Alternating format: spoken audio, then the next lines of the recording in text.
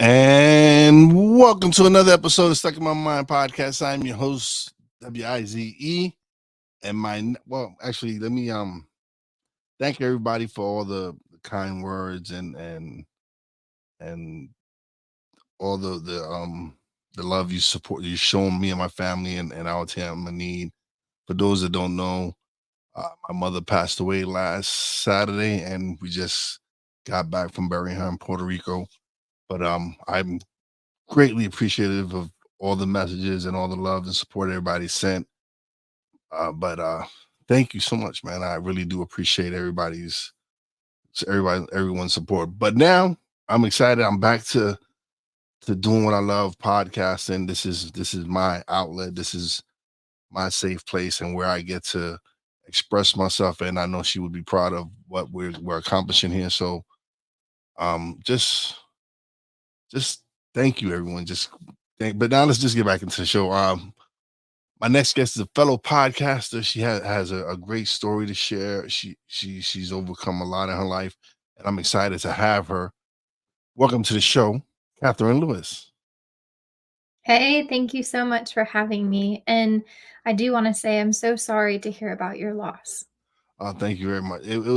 We knew it was happening, and it wasn't a surprise to us, but either way, it was still something very um it's been kind of surreal for me. Like I've never imagined a world without her.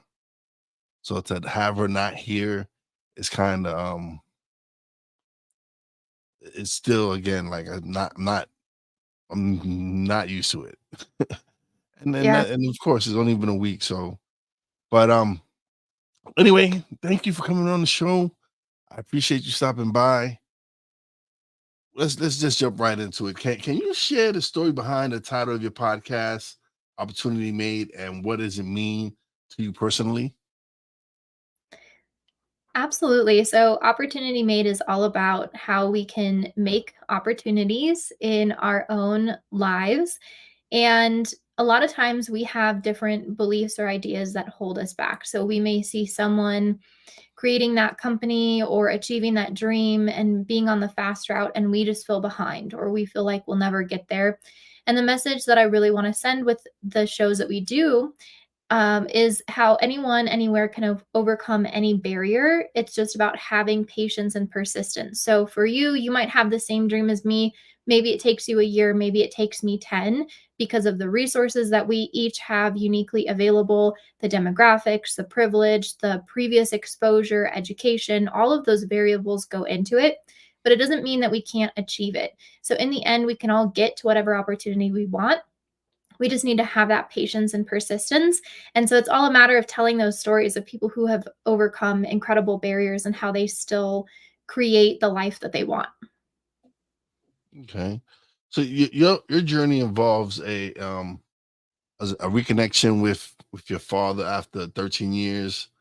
I have a little kind of experience with something like this. I I hadn't had any connection with my father for over 25 years, and we reunited, and a month or so after we reunited, I went to go visit him, and he passed away. So it was bittersweet, but I know a little something of reconnecting with your father and everything. How was that experience for you?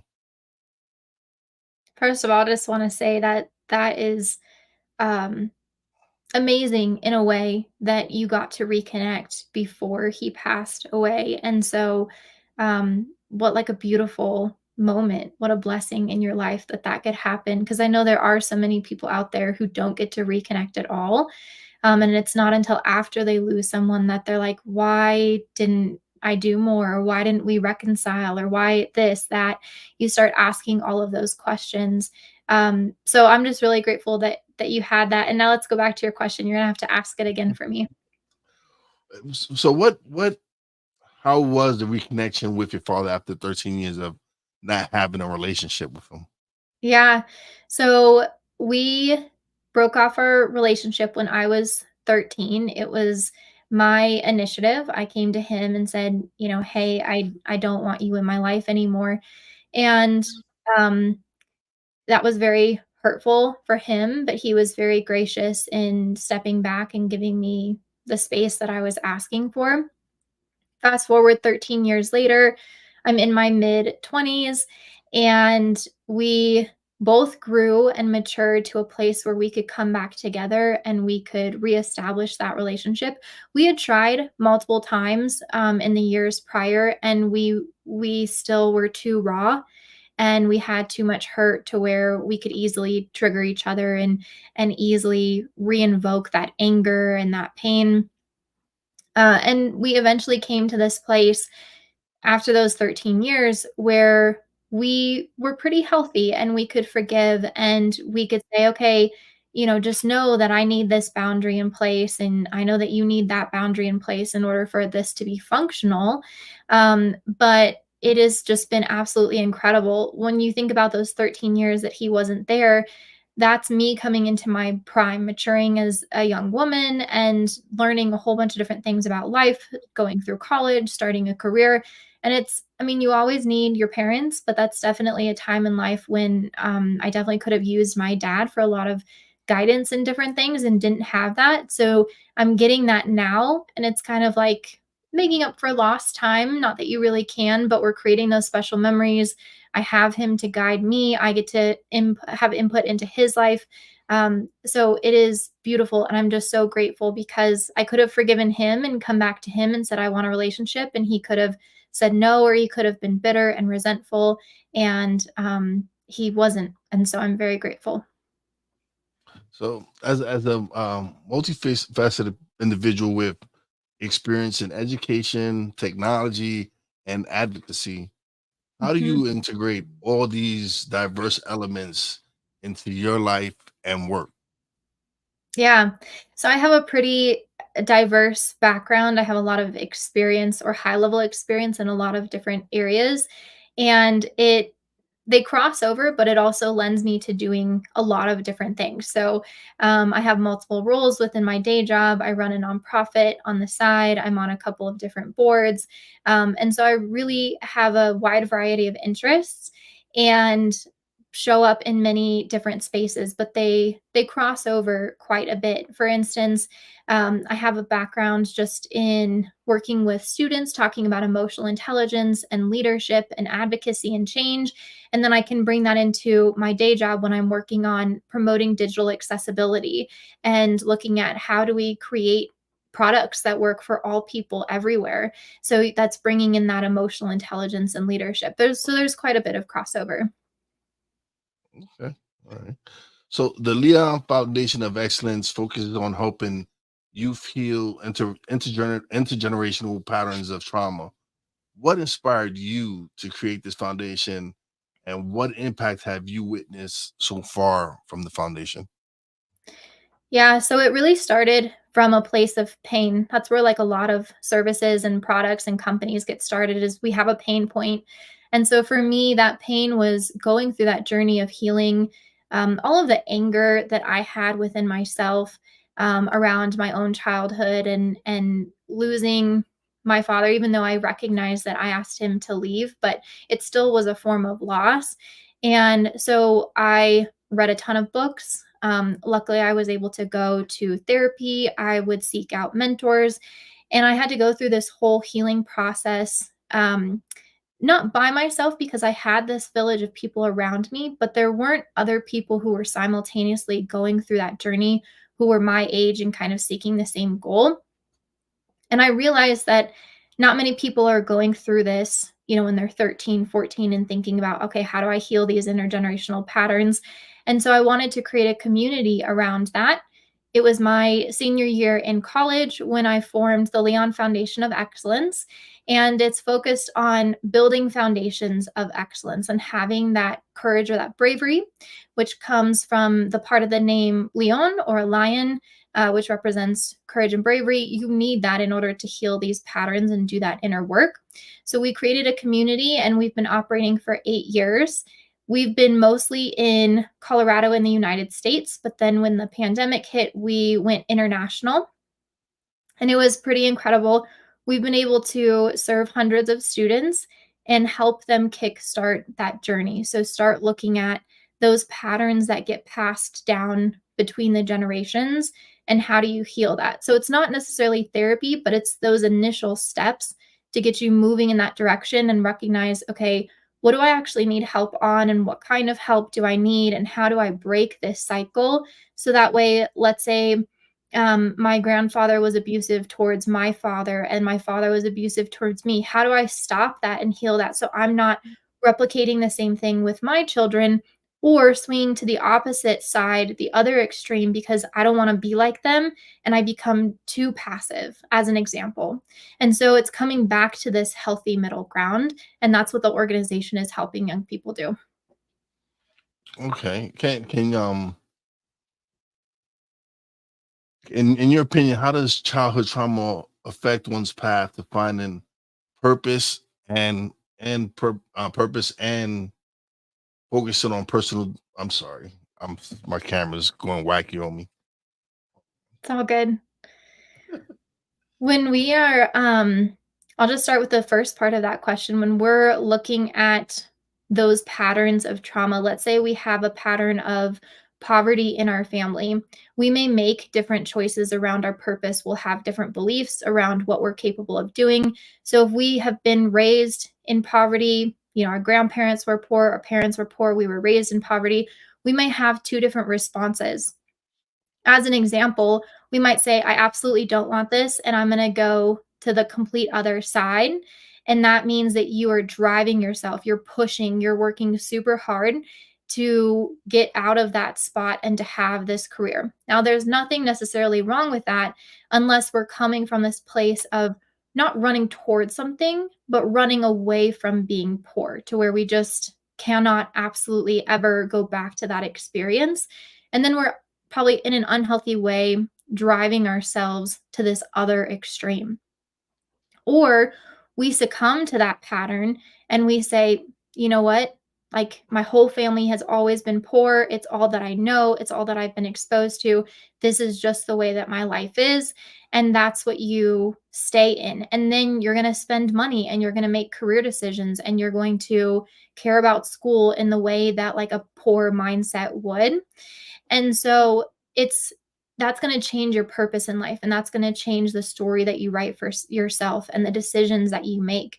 And so if we can recognize, all right, there's these patterns and that has exposed me to certain types of behavior and ways of life and there might actually be something else out there, you can go and change your purpose and seek something else. And then again, you don't want to go to the other extreme, but eventually over time come back to that middle and say, I'm not necessarily running away from my past. I know I'm okay where I am now.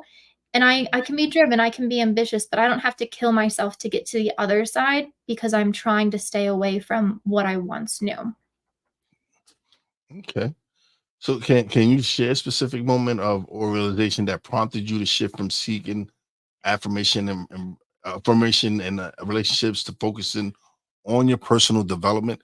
Because that's something that's very key. Is that people don't really realize is that your personal development is something that's very important. So, how did you get started on developing yourself and what set you on that path? Yeah. So when I was young, probably about the same time that I ended that relationship with my father, I then was looking for significance and value and worth in other ways, right? So when I was young, I felt neglected, I felt abandoned, I felt unworthy, all of these different things. And then I lost a source, my father, who, inherently we all know they're supposed to affirm our worth and our significance. They're supposed to care for us. That's the role that they take on. And so in losing that, I started to look for it in other places and specifically work. Now, being in school at the time, the work was academics, sports, after school curriculars, internships. And then that continued on to into college. And then in my professional setting, it was, building companies and taking on board positions and all of this kind of stuff. And so that led to a good 10 or more years of just driving myself, pushing all the time. I was working 7 days a week, probably 16 to 19-hour days, sleeping for 4 hours ish, something like that. It just was really, really crazy and unhealthy. And it was coming from this place of seeking significance, seeking that affirmation, seeking that worth and purpose. And then finally, over time and through making a bunch of messes and stumbling quite a bit, I realized like that's not ever going to be enough. And what I mean by that is like, there's no amount of work that I can possibly do that's ever going to affirm my worth. And that's the wrong source to go to get that from. And that instead that comes just from like the very nature of how I was created. Like I was created as someone, as we all are, as someone who has inherent value and worth, and there's nothing that I need to do to prove it. And if I have people around me who can't demonstrate it to me in the way that I like, or in a way that's healthy, that doesn't mean that I'm unworthy. It just means that they need more tools in their tool belt, that they need more practice, that they need more awareness, as do I probably for them to demonstrate their worth in the way that they need it to be affirmed. So it was a long journey, but that freed me and allowed me to then let go of a lot of extra responsibilities and to not drive myself so much, take time off, like have more of a life outside of work. So it was a significant shift. As you mentioned earlier, you're a podcast host. Mhm. How which but your podcast often features raw and down to earth conversations. How do you approach vulnerability, and what do you hope your listeners take away from these conversations? Yeah, I love podcasting so much because there are so many, like it truly is a pleasure because there are so many moments when we're just having a conversation. That's all that it is. And in that conversation, people are opening up and sharing things, and we're having this dialogue where live on the show they realize things about themselves, about their journey, about their story, their patterns. And you can see them go, whoa, I wasn't expecting to recognize that in this moment. And in terms of vulnerability, it's been a long journey to learn how to be vulnerable. I used to be a very prideful person where I have to have this perfect story. And so you're not going to be able to see behind what I want you to see. You're not going to be able to see the messes. You're not going to be able to see my pain. You're not going to be able to see the ways that I'm broken, and have room for growth. And over time, you learn through life that everyone is broken in different ways. And what I mean by that is we all have faults, we all have things even in our bodies that aren't working correctly. Nobody has it all together. No one knows exactly what to do on their job. No one knows where their path is going particularly. And so when you recognize that everyone is having the same experience in the same boat, and you can acquire some humility, then it's very easy to have these conversations. It's like, let's just talk about life. Let's just say it how it is, because that's going to help us grow so much more and connect on a much deeper level than all of these socially acceptable conversations, right? And talking about things that keep it all pretty and like it looks like it's together. So and it's been beautiful because the shows tend to be pretty long. They tend to be an hour to 2 hours, sometimes more. I have another one that's coming out that I think is about 3 hours long, and, it's you just get in the flow, and you're just able to talk about what's real and what's true and what you're going through, and time goes by so fast in that way because you're not pretending, you're not trying to structure it in a certain way or make people get a particular message. Oh no, I agree with you. When I first started podcasting, I had a couple of episodes that were extremely long, as I had to do two-part series on one because it was like 3 hours. Me and this young man spoke for, and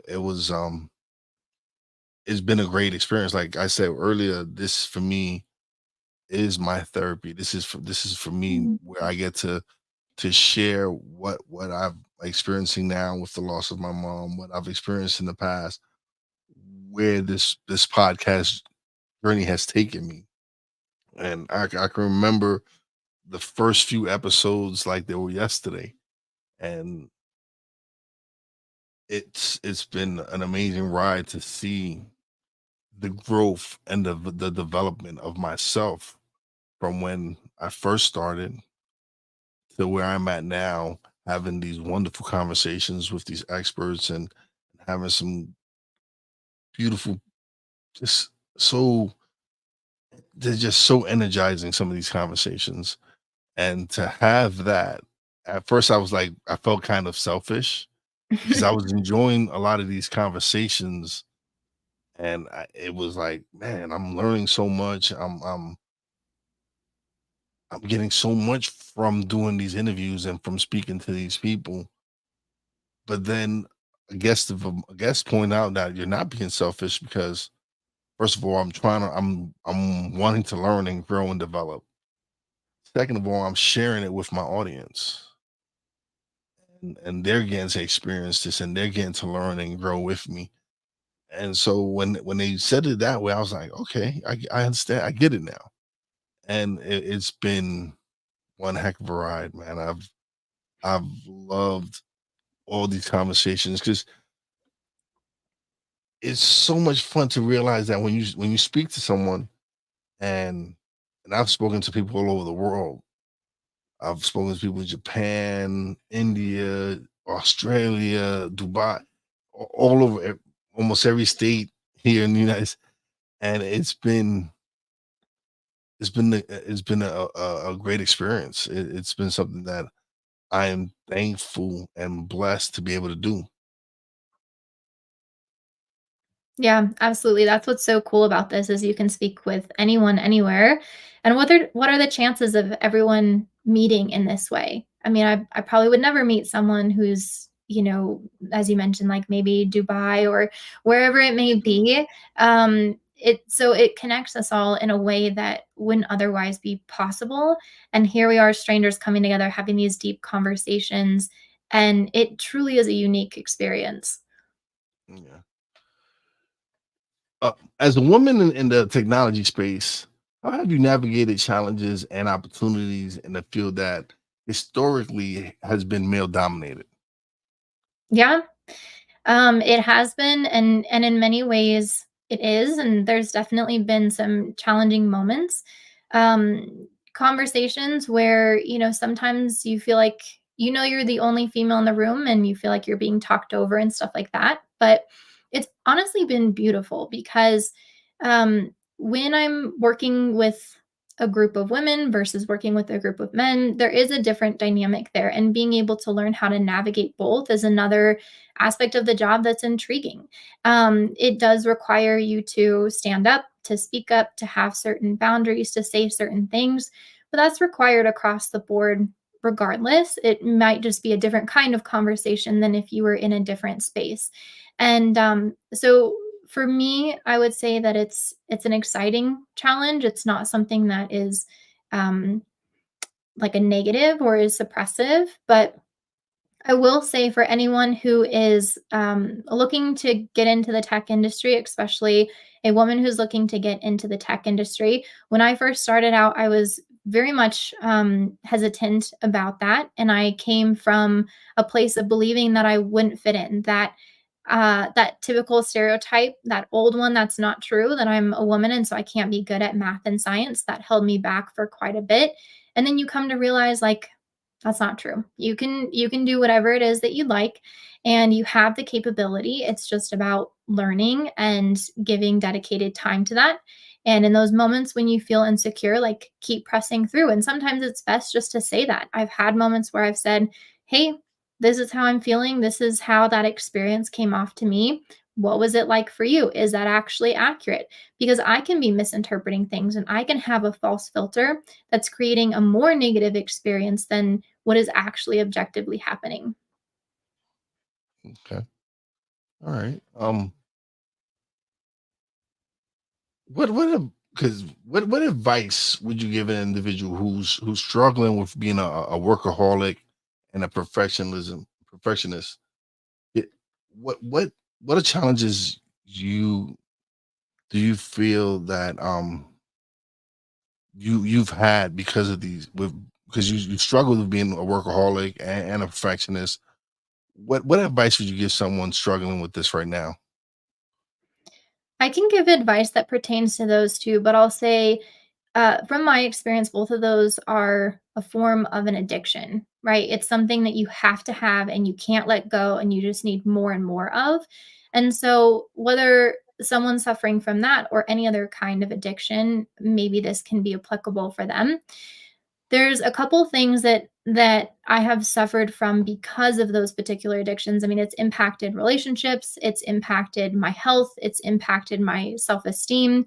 Ironically, when I'm working and doing so much because I'm spread so thin, the quality of what I do, it's still good, but it's not my absolute best. And so sometimes that generates a cycle of being upset with myself, maybe some self-deprecation or self-hatred, and then what do you end up doing when you're in that cycle? You work more. It's like, okay, you didn't do enough, so you got to do more. When really the best thing to do is to step back, start saying no, start taking things off of your plate, start recognizing that it's never going to be enough. You'll never reach that end point. And so you have to build an end point for yourself. I'm only going to work 8 hours a day, 5 days a week, or whatever that is. And you have to build structure, discipline, and confine yourself. Otherwise, you will just keep going and keep consuming, keep saying yes to things.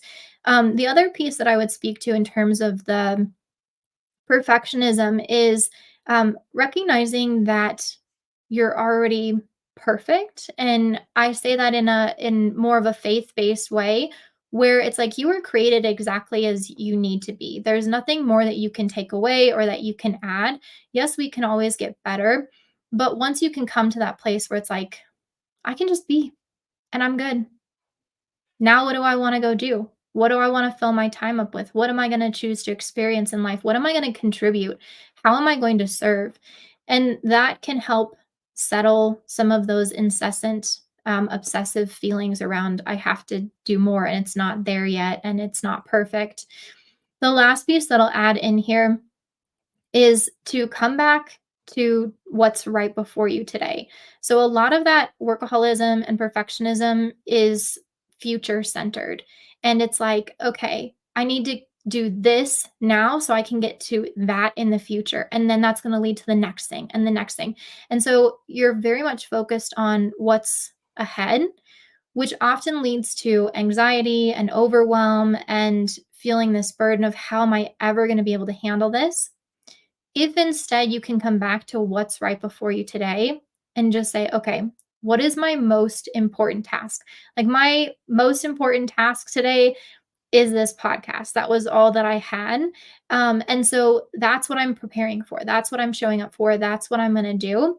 And then beyond that, like, I've already won. I've already won the day. Anything else that I do, it's fine. If you are a firefighter. The fire that's burning right now is the one that you need to put out. It's not the one that's going to light in an hour from now. You don't need to worry about that one, right? You need to worry about the one that's burning now. So it's that idea of what's right before me and how can I just give my all to that and we'll deal with the rest of it later.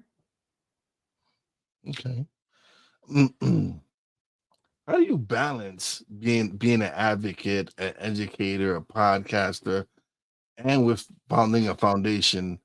How do you specifically strategize for maintaining balance and focus? Because these are a lot of hats you're wearing. Yeah, there's a lot of different thoughts around the word balance nowadays. Can we actually balance it? Is it actually important to balance it? But what I would say is I have a pretty regimented schedule. Now, I will take some time at the end of every day and I will map out exactly what needs to happen. And so I'll be rigid in that moment where I say, okay, here's where I'm, working out. Here's where I'm getting ready. Here's where I'm taking that meeting and I'm doing this task. But then I also recognize that life happens and I don't actually have control. And so I will start that next day from a place of surrender. Okay, whatever needs to happen is what's going to happen. So show me what needs to happen today. And you just start rolling through it and making those decisions. And you'll get to the end of the day, and there's things that haven't been done.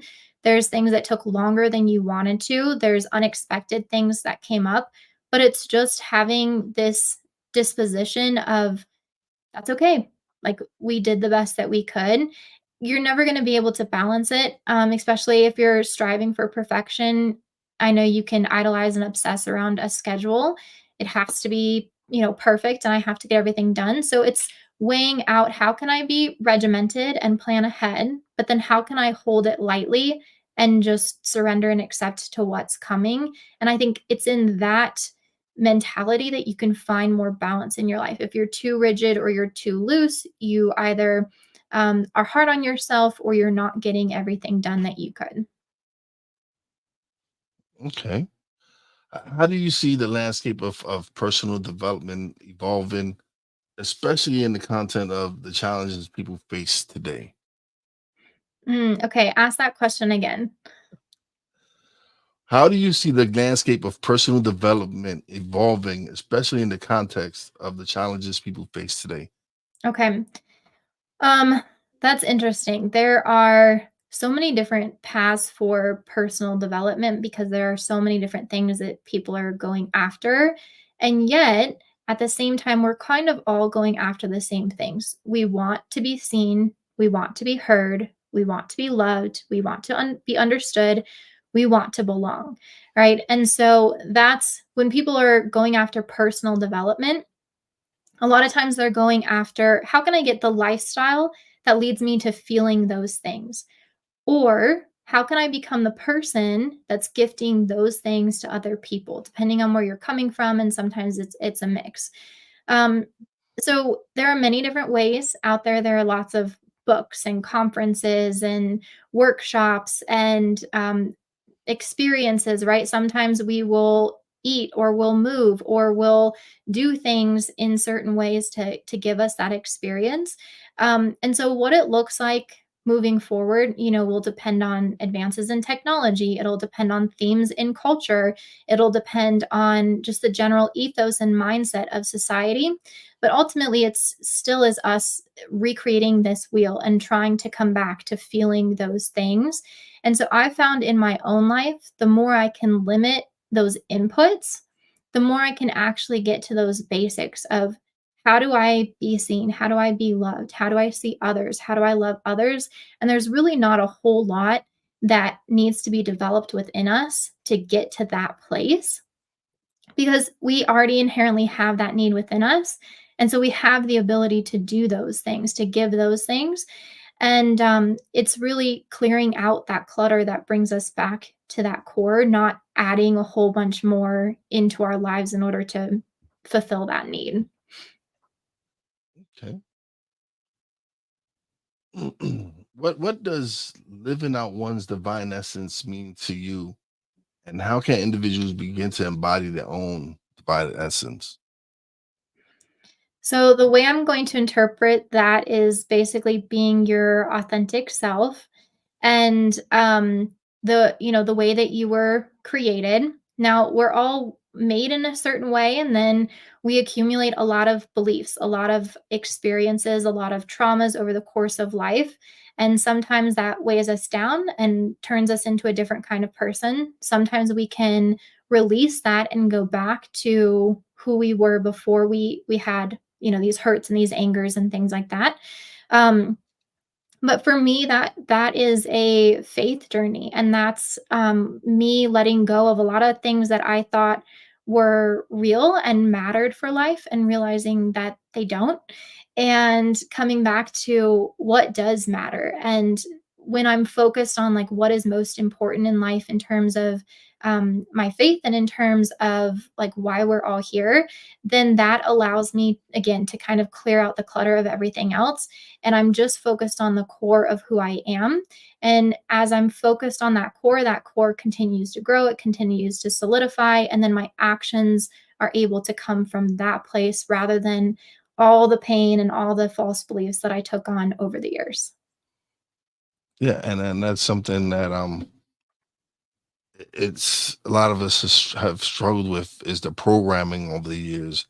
And for me, just stripping down a lot of the stuff that you learn, that you're programmed, and for me really getting into reading more and seeking mentors and speaking to people who are where I want to be at Mm, and being able to have these kind like that's one thing I'm so grateful right now is the fact that I've been able to make an impact on people's lives with the podcast. And that the podcast has given me some purpose. Like when I say this, when I first started my podcast, I didn't know what I wanted to do with life. I was 44 years old. This pandemic had hit. It was like I was out of work. I was home, kind of lost, and it gave me a purpose. It gave me something that I didn't know I was missing. Like I didn't know that this was going to be something that meant so much to me. I didn't know I was going to love podcasting. It was just I had started getting into listening and watching podcasts, and honestly I wanted to start a sports podcast, and something I just kept making excuses to why not. I couldn't do it. And when I finally did start podcasting, I wanted to discuss self development. I wanted to talk about mindset. I wanted to, because it was something that was affecting me personally at that time. It was like something that I wanted to get back to because years before I was into self development, and then life happens and you kind of lose your way, and and podcasting has given me an opportunity to get back into self development and get back into discovering who I am and being my authentic self, being able to be me. Like I don't have to put up a facade for anyone. I can actually just be me and not be judged for it. Be able to show vulnerability, be able to show that as a man, it's okay if I show emotions. It's okay if I show being vulnerable. It's There's nothing wrong with it. And so being able to do that and have these conversations and realize that, like you said earlier, we all want the same thing in life. We all want to be happy. We all want to be recognized. We want our family to be healthy and we want to be successful and all these. And when you when I started having these conversations, I realized that we're different, but yet, and at the core of it all, a lot of us are the same at what we want in life. yeah, that's so beautiful how through your pain, you birth something new, and it's also a part of you finding purpose in giving back and contributing, right? You were able to serve others, and then you felt fulfilled and felt like you had this purpose. I'm curious, you mentioned that you had these excuses and reasons, I can't do this, I can't do this. Well, you're doing it. Like this is I would have never met you if you didn't do it. And so what switched you over from that place of I can't to I am? For me, it was just I decided I decided to face the fear of because it was more of I can't fail if I don't do it, right? Yeah. So, but that was my excuse. It's like, oh, I can't. But technically, I had already failed because I didn't go out and do it. So for me, it was like, you know what? Let me just stop being afraid. The first episode was like 5 minutes long, and when I was about to release him, my nephew was like, "No, let's work on it a little bit more. Let's." I was like, "No, I want people to see from where we start, where and you can see from episode one to my first 20 episodes, just because it went from like 5 minutes to 10 minutes to so with each episode, it just started growing, and with each episode, I just gained more and more confidence. It was just like something like, oh man, I can do this. Mm. And so when I really started really wanted to get into podcasting and everything, like once I really truly immersed myself in everything, because like for the first few months I didn't do thumbnails, I didn't do descriptions, I barely had titles. I just wanted to release it. I just wanted to just I was just challenging myself just to get it out. But then when I started people started listening and friends started commenting and all this stuff, then I started doing the thumbnails, I started adding descriptions, I started adding all these different things, and it just started growing and growing. And then last year I started doing automation, weekly emails, building my email list, building my subscriber list, and all this stuff. And then the show really started growing, and it was like, okay, like I went from 8,000 downloads my first year and a half, almost 2 years, to 2023 going over 16,000 downloads. So basically doubling what I've did my first 2.5 years. Wow. And that to me was amazing. Mhm. It was like, oh man. And it's because I started doing certain things, and I really started learning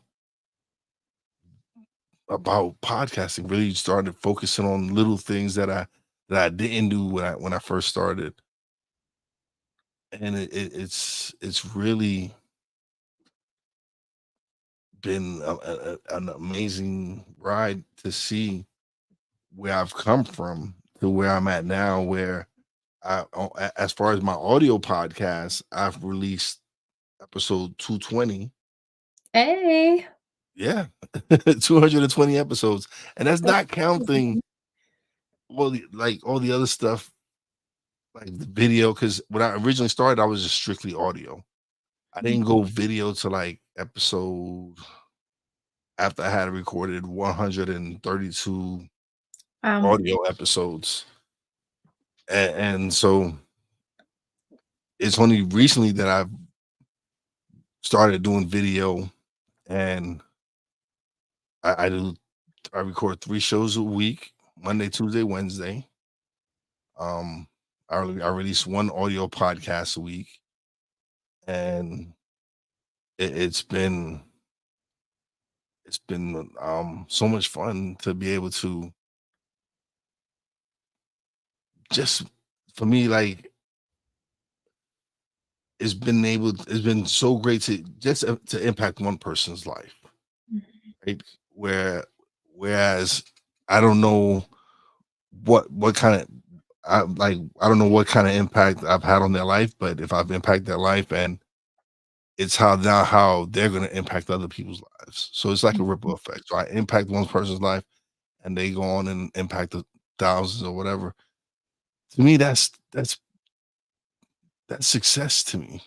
To Mhm. be able to do that and see that get receive messages from people that have said thank you for this episode, or that conversation you had with such, they'll name the episode, they'll tell you when in the episode that they heard what where they heard it, and it's those moments that I'm like, this is why I do it. This is why I get up and record, and I do what I do, because you never know who's listening.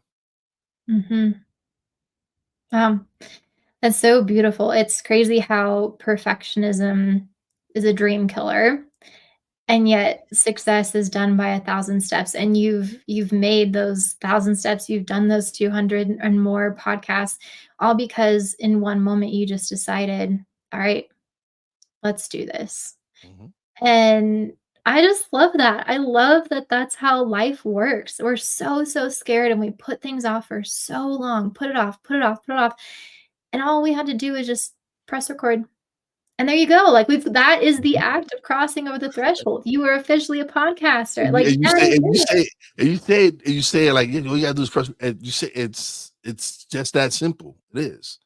It It really is, is. and It really is, and I don't want people to think like podcasting is easy because it's not. Because there are podcasters out there that they put in a lot of work, especially independent podcasters who so I'm yes, I'm not saying that podcasting easy, but it is. You can technically just take your phone and record the record yourself.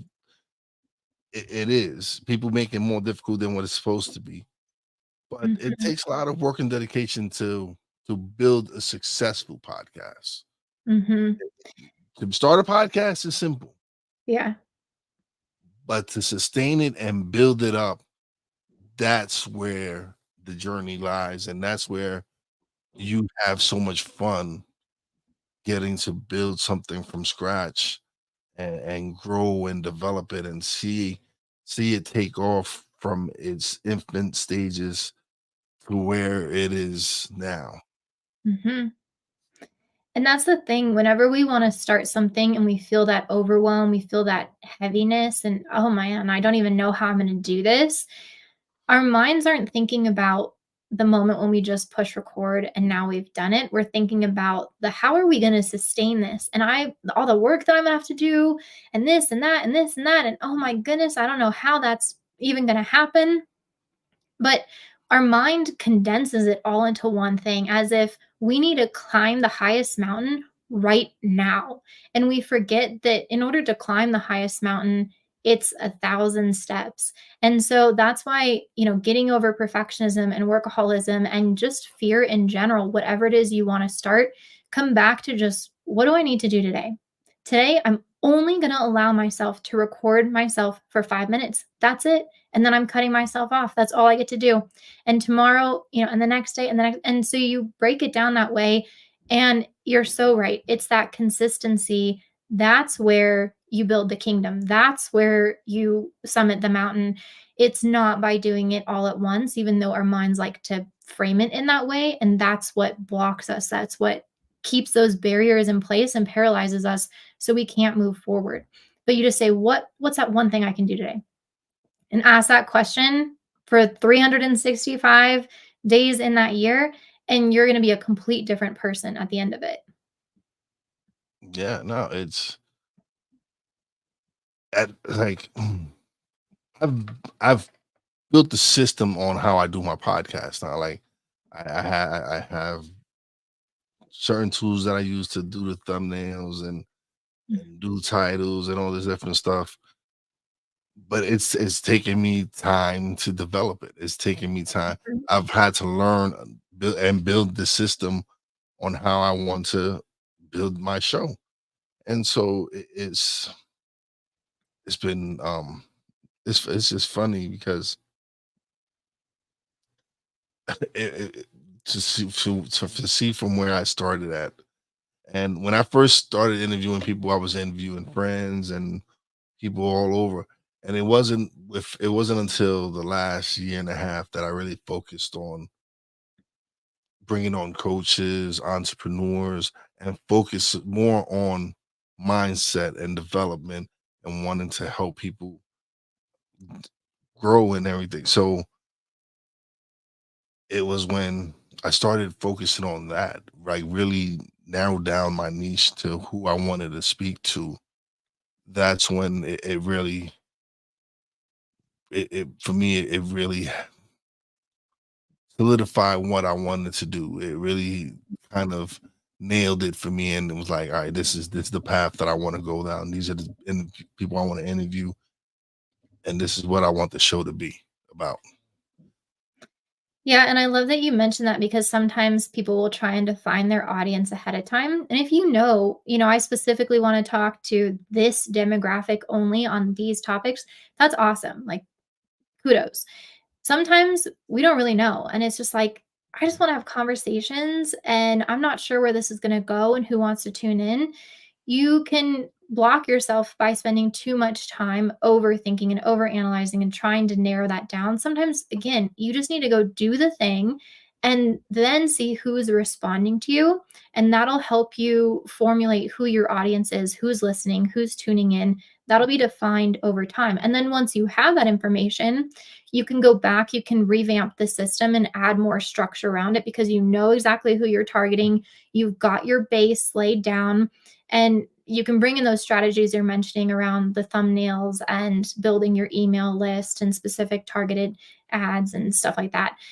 But people try and do that ahead of time, and sometimes you just gotta go for it. It'll be defined over time. No, yeah, no, and I tried to do all this when I first started. It would have probably been overwhelming, and I probably would Mhm, have quit. Like it would have been too mhm, much to. So I've enjoyed the process because I've learned so much in doing it all, and wanting to improve, and taking courses on editing and audio and video and all these different things that has helped me in really developing what I want, and it's been like, okay, this is the lane that I feel comfortable in. This is the lane that I'm having so much engagement on, and everything. So when I did zero down and focus more on these topics, it was like, okay, all right, this is where my audience lies. This is where I want to be at. And it was crazy because when I first started, I went to Podfest 2 years ago, mm, and someone told me like, they told me I needed to niche it down, and in my own head I was like, oh no, I'm enjoying what, not realizing what they were really trying to explain to me. What they were trying to say to me was like, listen, I get it, I understand you want to talk to everybody, but target your audience, really find out where your audience is, and focus on that. And when I really truly started doing that is when things really shifted for me. mm, mhm. Yeah, that's So beautiful. this has been wonderful. We've almost spoke for an hour. This has been a great time. But now is the time where you get the solo screen, you get to plug away, let everybody know where they can find you, what where they can check out the podcast, everything. Yeah, so Opportunity Made is available on all podcasting platforms. I also have a newsletter that goes along with that. Sometimes I'm talking about the show, sometimes I'm talking about lessons I'm learning in life, but you can find the Opportunity Made newsletter on LinkedIn only. So you can follow me on LinkedIn. It's the LinkedIn URL/Opportunity Made. And there you'll find the articles as well. And you can subscribe to that newsletter. And the last resource I'll throw out there for y'all is leonfe.org. And that is the Leon Foundation of Excellence website. So leonfe.org. On there, you'll find our free leadership academy.